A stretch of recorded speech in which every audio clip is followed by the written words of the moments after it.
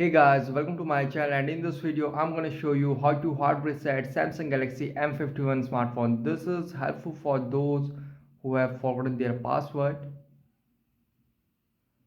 Okay, to hard reset, first power off your smartphone. To power off, press and hold volume up, down and power key together for few seconds.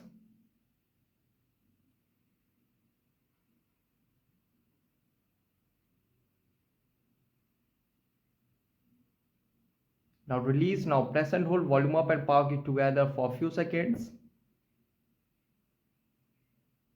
and release.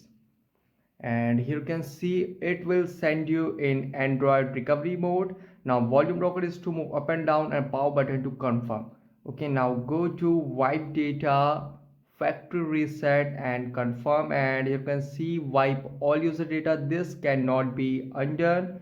Go to factory data reset and confirm, and you can see formatting data wipe complete. You can see now the data wipe complete. Now reboot system now.